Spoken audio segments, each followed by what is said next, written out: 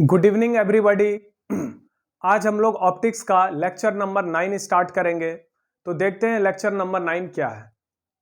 Lecture number 9 में हम लोग को पढ़ना है स्फेरिकल मिरर अर्थात गोलीय दर्पण। इसके पहले हम लोगों ने प्लेन मिरर और उसके सारे प्रॉपर्टी को पढ़ लिया है।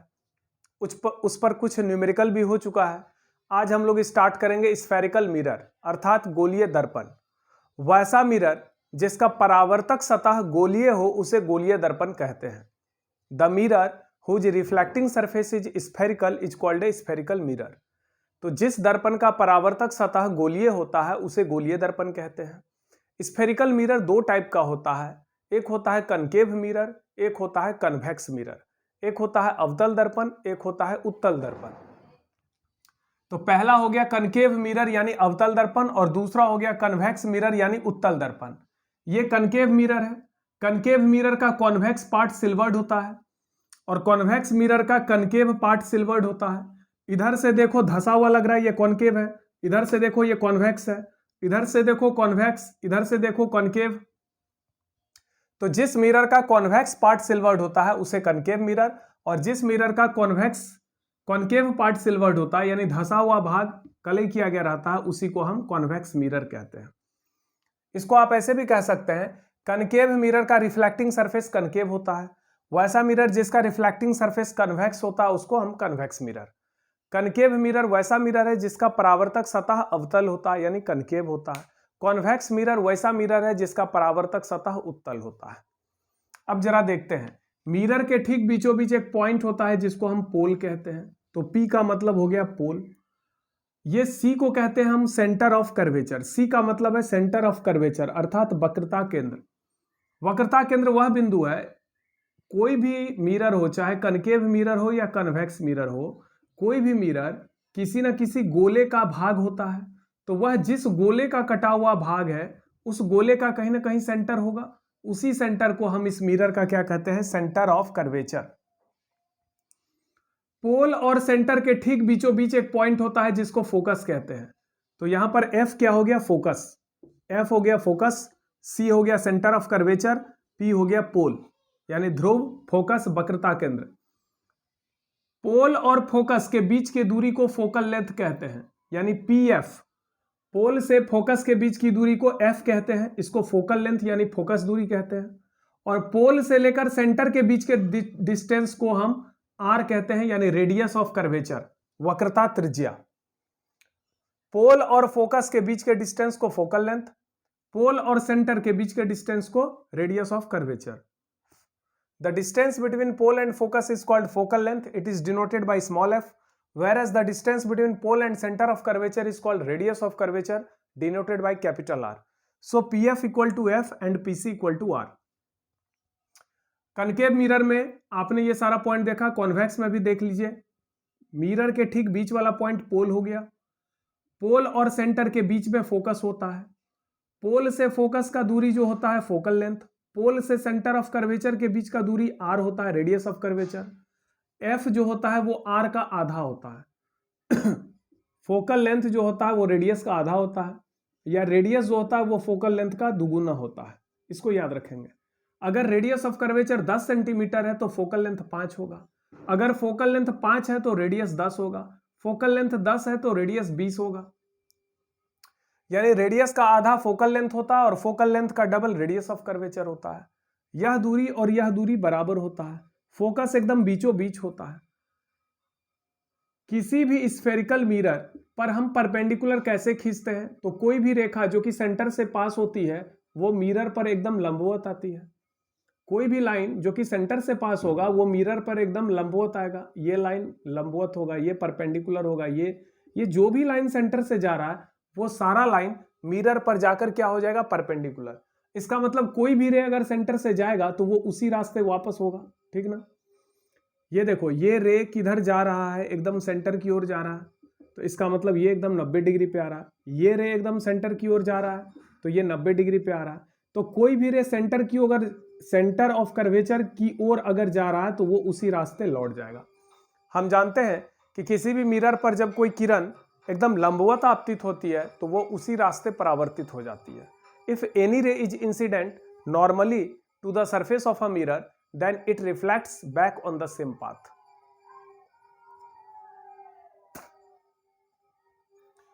पोल और सेंटर को मिलाने वाले रेखा को प्रिंसिपल एक्सिस कहते हैं. The line joining pole and centre of curvature is called principal axis.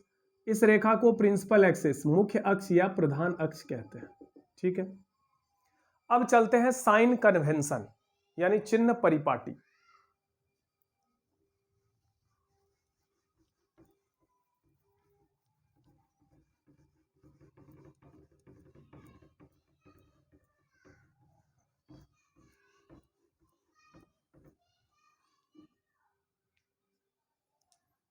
Sign convention अर्थात चिन्ह परिपाटी. स्फेरिकल मिरर में हम किस तरीके से साइन लेंगे, या किसी भी मिरर में, चाहे प्लेन मिरर हो, कनकेव मिरर हो या कन्वेक्स मिरर हो, ये तीनों मिरर के लिए हम ये रूल आपको बता रहे हैं. साइन कन्वेंशन, मान लीजिए ये एक कनकेव मिरर है, ये इसका प्रिंसिपल एक्सिस है, यह बिंदु पोल हो गया, ये सेंटर ऑफ कर्वेचर हो गया, और ये बीच में एक पॉइंट होता है जिसको फोकस कहते हैं.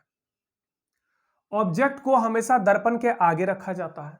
वस्तु को जब भी रखिएगा दर्पण के आगे रखिएगा कि पीछे रखिएगा. अगर हम किसी ऑब्जेक्ट को दर्पण के पीछे रखेंगे, यहां रखेंगे, तो इसका कोई भी इमेज इस मिरर में नहीं बनेगा. जब भी ऑब्जेक्ट को हम रखेंगे दर्पण के आगे. ठीक है, तो हमने यहां पर एक ऑब्जेक्ट रख दिया. अब इंसिडेंट रे कहां से निकलता है? इंसिडेंट रे हमेशा ऑब्जेक्ट से निकलकर मिरर पर जाता है, और मिरर उस रे को क्या करता है? रिफ्लेक्ट. इंसिडेंट रे जहां कटता या कटता हुआ लगता है उस पॉइंट को ऑब्जेक्ट कहते हैं. रिफ्लेक्टेड रे जहां पर कटता या कटता हुआ लगता है उस पॉइंट को इमेज कहते हैं. आने वाला रे इंसिडेंट रे, जाने वाला रे रिफ्लेक्टेड रे. आने वाले रे का कटान बिंदु ऑब्जेक्ट होता है, जाने वाले रे का कटान बिंदु इमेज होता है. तो यहां से ऑब्जेक्ट से इंसिडेंट रे निकलकर कहां जाएगा? मिरर पे जाएगा. इससे बहुत सारा रे निकल सकता है, अलग अलग दिशा में जाएगा, और ये सारा रे कहां जाएगा? मिरर पर. मिरर से परावर्तित होने के बाद ये सारी किरणें एक ही जगह पर आकर कटेगी. जिस बिंदु पर कटेगी उस बिंदु को हम क्या कहते हैं? इमेज. तो ये रहा ऑब्जेक्ट, ये बन गया इमेज. ऑब्जेक्ट को हमेशा कहां रखा जाएगा? मिरर के सामने, कभी भी पीछे नहीं रखेंगे. और इंसिडेंट रे हमेशा ऑब्जेक्ट से निकलकर किधर जाता है? मिरर पर. तो आप देख सकते हैं इंसिडेंट रे का डायरेक्शन हमेशा इधर होता है, पॉजिटिव एक्स एक्सिस में. तो इंसिडेंट रे का डायरेक्शन जिस डायरेक्शन में होता है उसको हम पॉजिटिव डायरेक्शन कहते हैं. यानी ये जो डायरेक्शन है आपका पॉजिटिव, और इसका उल्टा जो डायरेक्शन है ये वाला डायरेक्शन, इसको हम कहेंगे निगेटिव डायरेक्शन. जो भी डिस्टेंस आप इंसिडेंट रे की दिशा में मापेंगे उसको हम पॉजिटिव लेंगे, और जिस दूरी को इंसिडेंट रे के विपरीत दिशा में मापेंगे उसको हम निगेटिव लेंगे. इसका मतलब इस दिशा में मापी गई दूरी, जो आपतित किरण की दिशा में कोई भी दूरी मापते हैं तो वो पॉजिटिव होगा, और आपतित किरण यानी इंसिडेंट रे के अपोजिट डायरेक्शन में यानी इस डायरेक्शन में अगर कोई भी डिस्टेंस मापेंगे तो निगेटिव होगा. सारा डिस्टेंस कहां से मापते हैं? पोल से. अगर आपको कहें कि ये ऑब्जेक्ट है, इसका डिस्टेंस बताओ, तो हमेशा पोल से मापेंगे. अगर इस ऑब्जेक्ट का नाम है ए बी, तो बताइए वस्तु दूरी क्या हो गई? P B. पी बी को क्या कहेंगे? Object distance. सभी दूरियां कहां से मापते हैं? पोल से. तो ऑब्जेक्ट के डिस्टेंस को कहां से मापेंगे? पोल से. सेंटर ऑफ कर्वेचर को कहां से मापेंगे? पोल से, तो इसी डिस्टेंस को आर कहते हैं. फोकस को कहां से मापेंगे? पोल से, इसी डिस्टेंस को फोकल लेंथ कहते हैं. इमेज को कहां से मापेंगे? पोल से, तो इसी डिस्टेंस को इमेज डिस्टेंस कहेंगे. यानी सभी दूरियां हम कहां से मापते हैं? पोल से.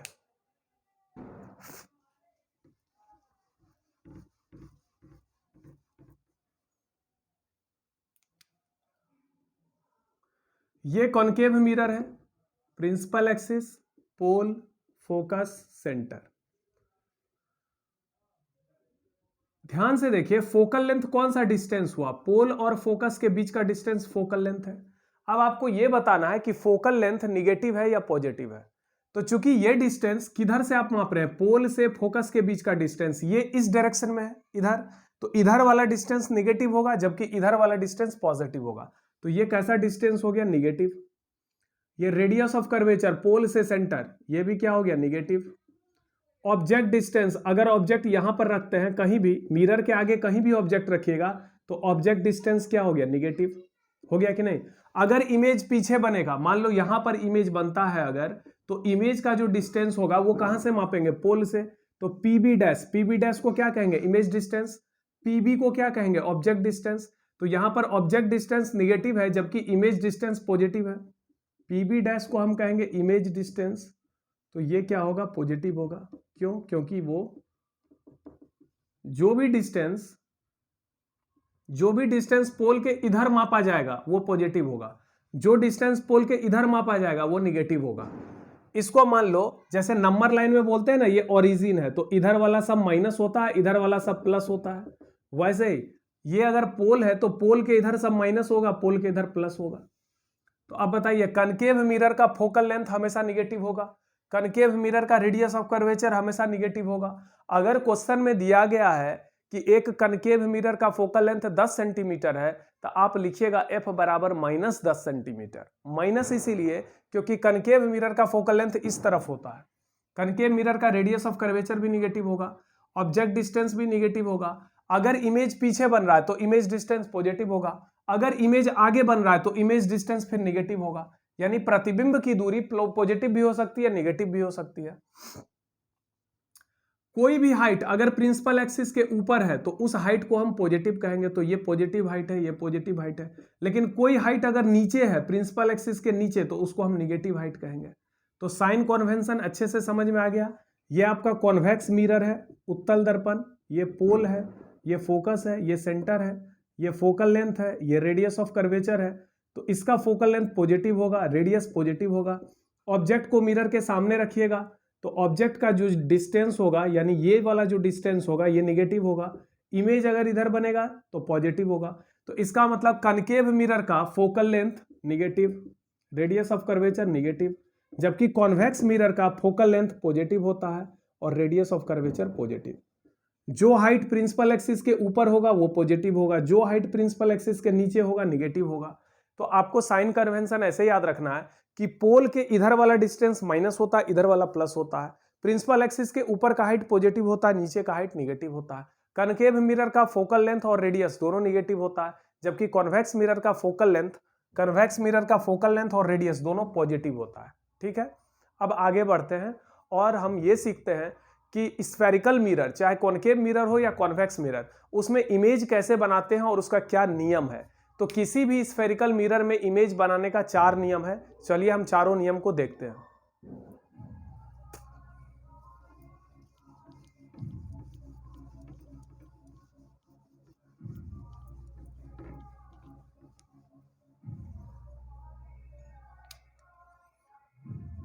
Rules for image formation in A spherical mirror, गोलीय दर्पण में प्रतिबिंब बनाने के नियम। गोलीय दर्पण में प्रतिबिंब बनाने के नियम।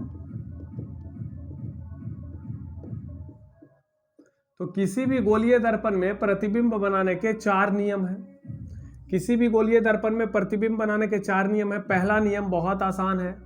पहला नियम है, मान लो ये कनकेव मिरर है और ये वाला मिरर कॉन्वेक्स मिरर है। ठीक है, ये कौन सा मिरर हो गया, कन्वेक्स, और ये कौन सा मिरर है, कनकेव।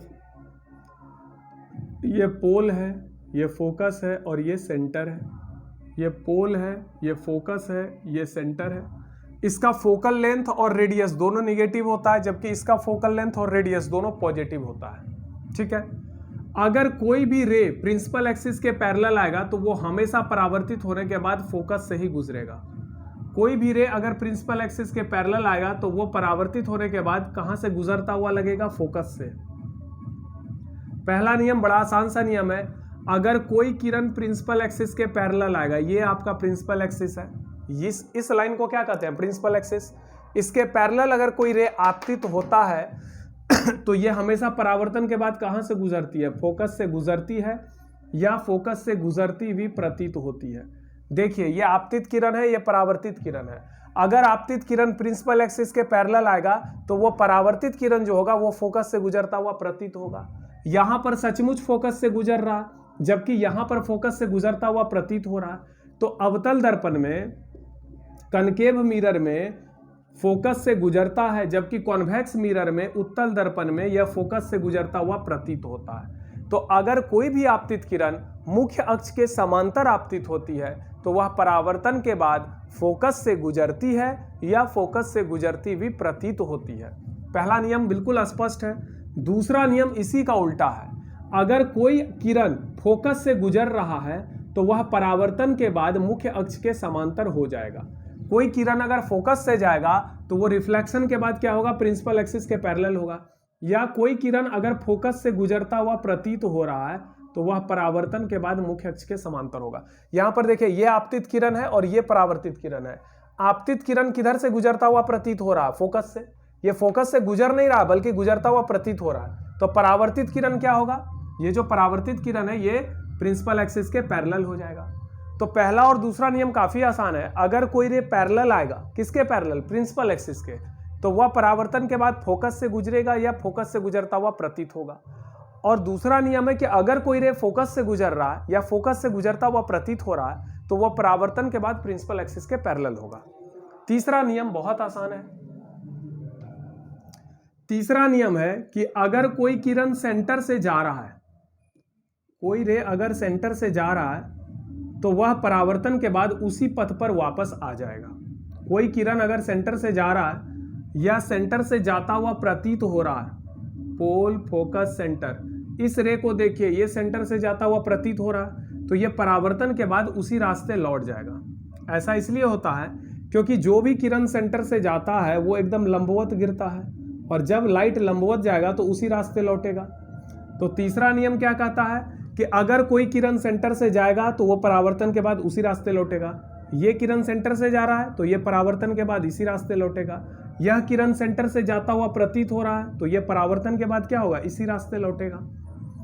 तो पहला नियम है कोई रे प्रिंसिपल एक्सिस के पैरेलल आएगा तो वो फोकस से जाएगा। दूसरा है कोई रे अगर फोकस से जाएगा तो वो प्रिंसिपल एक्सिस के पैरेलल हो जाएगा। तीसरा है कोई रे अगर सेंटर से जा रहा है तो वो उसी रास्ते लौटेगा। और चौथा नियम भी आसान है। चौथा नियम देख लीजिए। चौथा नियम है कि अगर कोई रे पोल पर आएगा, ये पोल है, फोकस है, सेंटर है, कोई रे अगर पोल पर आ रहा है, ये पोल पर आ रहा है कितना एंगल बनाते हुए, मान लो थीटा, तो उतना ही एंगल बनाते हुए भी ये रिफ्लेक्ट होगा। जितना एंगल बनाते हुए आ रहा उतना ही एंगल पर ये रिफ्लेक्ट होगा, क्योंकि ये नॉर्मल लाइन है। हम यहाँ पर नॉर्मल कैसे खींचेंगे, इस पॉइंट को हम सेंटर से मिला देंगे। किसी भी गोलीय दर्पण में हम लंब रेखा कैसे खींचते हैं, यहाँ पर लंब रेखा कैसे खींचेंगे, तो इस बिंदु को हम सेंटर से मिलाएंगे। यहाँ पर लंब कैसे खींचेंगे, इसको सेंटर से मिलाएंगे। तो हम यहाँ पोल पर लंब कैसे खींचेंगे, तो पोल को सेंटर से मिलाएंगे। तो ये जो प्रिंसिपल एक्सिस लाइन है ये खुद ही तो नॉर्मल लाइन है पोल पर, तो ये नॉर्मल लाइन हो गया, ये इंसिडेंट रे हो गया, ये हो गया आपतन कोण, ये हो गया परावर्तन कोण। तो अगर कोई किरण पोल पर आ रहा है कुछ एंगल बनाते हुए तो उतना ही एंगल बनाते हुए ये रिफ्लेक्ट हो जाएगा। यहाँ पर ध्यान दीजिए, अगर कोई रे पोल पर आ रहा है कुछ एंगल बनाते हुए तो जितना एंगल बनाते हुए आ रहा है उतना ही एंगल बनाते हुए ये परावर्तित होगा। ठीक है, ये कॉन्वेक्स मिरर है, फोकस, सेंटर। तो चौथा नियम कह रहा है कि अगर कोई किरण पोल पर कुछ एंगल बनाते हुए आ रहा है तो उतना ही एंगल बनाते हुए ये रिफ्लेक्ट होगा। अर्थात देखा जाए तो अगर इस रेखा पर से नीचे वाले हिस्से को मोड़कर ऊपर डाला जाए तो यह इसको ढक लेगा और ये इसको ढक लेगा। अर्थात इस रेखा के ऊपर और नीचे का फिगर बिल्कुल सिमेट्रिकल है। तो अगर कोई आपतित किरण पोल पर आएगा तो बिल्कुल सिमेट्रिकली पास होगा। आपतित किरण पोल पर आएगा तो सिमेट्रिकली पास होगा, यानी बराबर एंगल बनाते हुए पास होगा। सिमेट्रिकल को हिंदी में सममित कहते हैं, यानी जितने एंगल पर आएगा उतने ही एंगल पर जाएगा। ठीक, तो 4 नियम है। किसी भी गोलीय दर्पण में प्रतिबिंब बनाने के 4 नियम है। पहला नियम है प्रिंसिपल एक्सिस के पैरेलल आएगा तो वो परावर्तन के बाद फोकस से जाएगा। दूसरा है अगर फोकस से जा रहा है तो वो परावर्तन के बाद पैरेलल होगा। तीसरा है अगर सेंटर से जा रहा है तो वो उसी रास्ते लौटेगा। और चौथा है पोल पर अगर आ रहा है तो वो उतना ही एंगल बनाते हुए रिफ्लेक्ट होगा। तो ये चारों नियम काफ़ी इजी है, इसको आप देख लीजिएगा। चलिए हम लोग नेक्स्ट लेक्चर में फिर सीखेंगे कि कनकेव मिरर और कॉन्वेक्स मिरर में कैसे हम लोग इमेज बनाते हैं। Thank you.